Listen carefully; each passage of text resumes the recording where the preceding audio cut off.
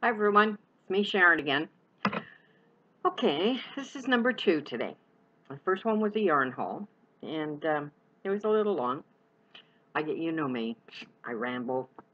So, I haven't done hardly any videos over the last year, and that's because of the cancer surgery, and I was very tired afterwards. I lost my interest in doing any crafting. I did have one craft sale that didn't do all that well. That's the second time I've done it, and I'm really not thrilled with it. It's going to be a long time before I rent another table. So, anyways, enough of that. Um, I have done a few things. I did crochet along with Kimberly Raby and her group, Needles and Hooks, I believe it's called. If Sorry, I'll put the link below later, because I'm terrible on names. It's sometimers. What can I say? Anyways, they were doing a poncho crochet along, and you could use whatever pattern you wanted. So I did a granny square poncho by, I believe it's Gilly's World. I'm going to put the link below again too for that, because after all, it is her pattern. I just, you know, and she knows I made it, and she knows I put the picture on the line. So anyway, I made it in greens and creams, and this is what my poncho looks like. The top is just double crochet, and then it's 42 granny squares is what it is. And at the bottom I did a scalloped edge. She put fringe on hers, but I'm not a fringy kind of person, so it's just a single crochet all the way around with the picots. I hate doing picots, but it looked good. So my husband says it looks nice enough, but the trouble is he says I need a purse to match it, so I have to make a purse. And at the last craft sale I did, I had a lady from Fort Erie, I believe it was, or Welland. I'm not sure. And she was asking me about, those tea towels that you make and you crochet the end so you can hang them on your little handles in the kitchen. And I told her I had never made them, so I wasn't sure. But I knew I had a pattern around somewhere to do it, and I couldn't find the pattern, so I went on YouTube and I watched. I believe it was Melodora and someone else. I'm not sure who. I watched 4 or 5 anyways, but those are the 2 that I remembered. So I went down to the dollar store and I thought, well, okay, it can't be that hard, obviously. It's just stitching. So I went down and I got some tea towels. And like this here, this came in a set of 2. There was this one here, and for $2, you got one red, and, oh, it was this one here. This one, and it kind of looks like the Italian chef guy, you know. So this one here is a little long for a hanging, so what I did was I opened it up, and I just cut it in half. Obviously not this one, but the other one. Cut it in half, and I got 2 tea towels out of this one. So out of a set of 2 towels, I would get 4 of these hanging towels. Now this is the other one, and this is the topper I made for it. So, like so. And it just buttons here. You wrap it around the handle, and button it back up again. A nice little hand towel for you for in the kitchen. And for $2, I'm getting 4 of these. And a little bit of yarn, crochet. I just used ordinary crochet thread, and a button and the buttons were from the dollar store, as you can tell. See, there's the second one. Buttons were from the dollar store. And then I got this one here, this color, the green, along with this towel. So they were kind of nice. So I have done these ones here, and I hung them up and they've been hanging. That's why they look a little rumply. These ones here have been hanging in the kitchen off my handle of my stove. And then I made this one. This one was done with a white button and the white crochet thread at the top. Now this one here, I used a white button, but I had some variegated yarn or thread, crochet thread, and it's really simple. You just you make the hole with a smaller crochet hook, and you go about a 1/4 inch down from the edge, and the stitches are about a 1/4 inch apart. And the first row you crochet single crochet across. When you come back, you start doing double crochet. So I did double crochet in every stitch. On the 3rd row, you do a double crochet in every other stitch. And then on the 4th row, it's a double crochet across in every stitch. And you keep going back and forth, back and forth, back and forth, till you get down to about 6 or 8 stitches, depending on how wide you want this here to be. This here is 7 stitches, I believe. Oh, yeah, 7. I had to be different, right? And I made 15 rows of 7 stitches, 7 double crochets across. And then on the very last, after the 15th row, on the 16th, 17th, 16th row, I did 2 single crochets, I chained 3, and then I did 2 single crochets to give me the little hole for the buttonhole. And then I did 2 rows of a single crochet back and forth, you know, wove in my ends, sewed on a button just about where I started the single crochet, the smallest rows. And that's it. That's all there was to it. Very, very simple. I put the holes with a 1.25 millimeter hook, and I crocheted with a 2.75 millimeter hook. And that's it. They take maybe 20 minutes to do. They're very, very simple. So those were those ones. Then I bought another set of towels, and this set was $3. And of it, I got 3 nice towels like this. Beautiful towels. I got 3 towels, and I got 2 scrubby dishcloths. One side is the cloth, and the other side they put some kind of a mesh or something on it. It doesn't work very well, but you know, for $3, what the heck? It's a dollar store, right? Now these ones here are too short to cut in half. So what I did was I folded it over at the top, and then I used a needle and thread, and I went across the top. And here, I've got one here. I just took it like this, and I folded it like so. On this one, it was about 12 squares, these little individual squares. Then I just go across the top here, and I do that, you know, that little stitch you make for making flowers in embroidery? It's like a circle, and I don't know what it's called, but that's what I did all the way across from one side to the other. Finished it off, I closed it off, wove in the end. Then what I did was I used to do that, I took the threads back and forth 4 times, and that seemed to be enough thread to do those little flower petal things.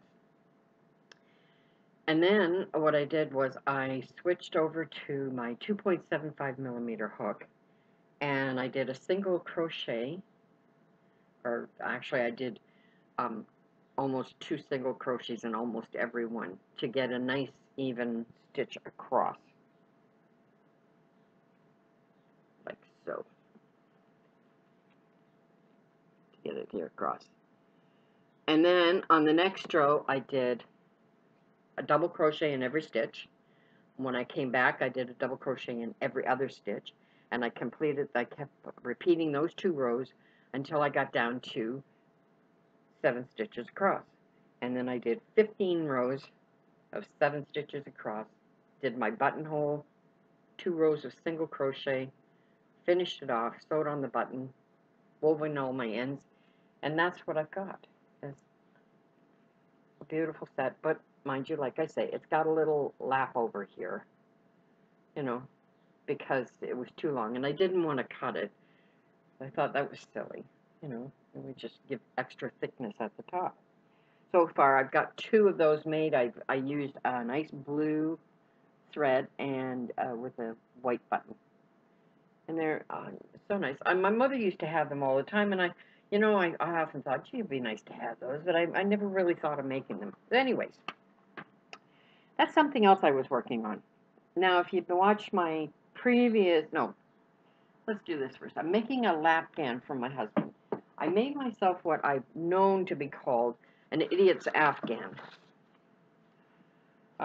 It's not really for idiots, just it's an Afghan. It's the Bernat. This is a free pattern, so I can show it to you. It's from the Bernat Crochet. Oh, where are we here? There it is. The Bernat Worsted Afghan to Crochet. It's number 408, and it's approximately 42 by 50 inches wide, this one here. You use a Bernat worsted weight yarn. I'm using, unfortunately, not Bernat. I'm using Red Heart because that's what I had. If I use the Bernat, it would be a little softer. It's a little stiff right now because I'm using the and Bernat number 4 worsted weight is a little. It feels thinner than the Red Heart, so. And I'm using a 5.5 millimeter crochet hook. And what happens is when you do this, it looks like you have, I don't know if I can show it, if it'll show, there it is. See, it looks like a diamond right there. Oops, the diamond. But I kind of like the way it's turning out on the other side. When you look at it from the other side, it's an inlaid diamond, right? You see it there? And then it looks like an hourglass in between each one. So what I'm doing is a complete diamond pattern here, and then I'm changing to black, and I'm doing a complete diamond pattern down there, which is not going to show up on the computer, I can tell you right now. I know it won't. Anyway, I love this. I have one of my own, but it's made out of the Bernat, and it's much softer, and it's a little more flexible, flimsy. I don't know how to call it flimsy, but kind of like, when you have satin material and it kind of flows nice. That's what this is turning out like. So that's what I'm making for my husband, is that Afghan. Now, I spoke of making a Mary Maxim sweater. And I went down to Mary Maxim and I bought this kit. I think I paid $60 for it. And my mother used to make these Mary Maxim sweaters when I was a kid, all the time. She made these. We had new ones almost every year, because that was when yarn was a whole lot cheaper. Now, I bought this pattern here from Mary Maxim. I bought it in a kit. I didn't buy the pattern, I bought the kit. You get the pattern with the kit. And this is what the sweater looks like. Okay, I can bring it up a little closer, see if you can see it better. And then there's the back. See, there's like trees and diamonds and a couple of bears and some scrolly things and hearts or X's and O's, and it's a really nice sweater. I've seen it finished. I love it. It's very pretty, and I would wear this because they're very comfortable. You put a zipper in the front. You want to wear it when it's really, really cold, you can get a lining and put a lining in it. But I don't know what it is when I knit. I tend to knit tight or whatever.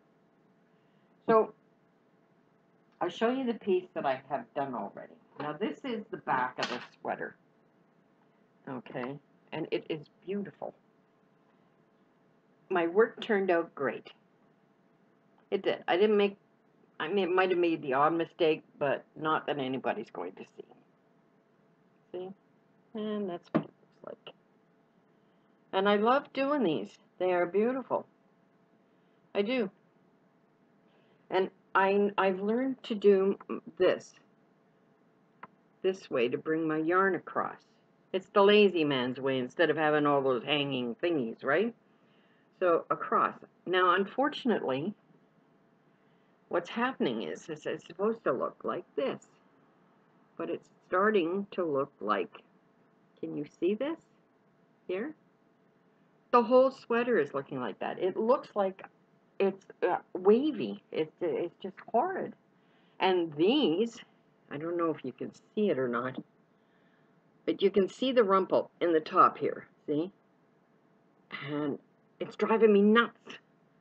It looks awful. And it pulls in, so it makes it a little smaller than it should be. So unfortunately, this is going to be ripped apart.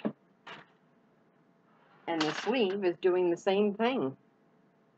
You know, the sleeve is beautiful, but you can see, look at, it's just rumply, and it's driving me crazy. So I'm going to rip it out and redo it. And is that 5? Oh no, I can't use those bamboos. That's 6mm hook. Too bad. Too bad. Oh well. But it comes in a kit, and you get all the yarn in this bag. You know, there's like 9 skeins of black and 6 skeins of white and what is it? 9 skeins of black, 6 skeins of white, and 2 skeins of red. And it ran me about $60 for the kit. My husband was out shopping yesterday with his buddy. Comes home all proud as a peacock. Bought me a skein of yarn, Bernat worsted. Now this is the stuff that I should have been making his afghan out of, his lapghan. It's for, this is the worsted for, but it's a little thinner than the Mary Max, or Red Heart. So, but he was so happy. He come home and he says, "Look what I got you. It was on sale for $6." I'm thinking, yeah, think. So, and because I wanted to show you these because I missed it from my last yarn haul. So, I was at what was I making? I was making something. Oh yeah, when I made my the poncho. This is some of the yarn. I used crochet thread for the neck, the picots at the bottom, and joining the squares. And for the cream color yarn that was in the square, I got that from Amy, from Amy's Wool Creation. My friend, hi Amy, over in Ireland. She sent it to me, and so it was very nice of her. It was one of those self-patterning yarns, but it went so well with the green, which is this color. I got the Red Heart Soft Touch, and that's what I used for the green. And I used probably 2 skeins of this, and a skein, 1 whole skein of the cream color, and about a skein and a half of the yarn, the green yarn I had. I don't know who made that. That was a mill end yarn that I got from Len's Mills a couple years ago. Yeah, so, yeah, this is, it was Wonder Knit, but it was in the beigey, and this is what Amy sent me a little while back. And then while I was at Walmart the other day, I got some nice, soft baby yarn. It's called Baby Love. Very, very soft. It's, I don't know what it is. It's just baby yarn. It doesn't say anything about, you know, if it's a 1-ply, 2-ply, whatever it is. But it's extremely soft, and this is my mother's favorite color. Oh, almost. It was there a second ago. It was more of that reddish right there. That's the actual color. And I got 3 skeins of this because they only charge like $2.50 a skein for it at Walmart. And they always have tons of it. So, and it is so soft. So, so soft. Anyway, that's what I've been up to. So I better go. I'm almost at 20 minutes. Anyway, have a great day. Have a great Saturday. Hope everybody's doing well. Love you all. See you soon. Bye.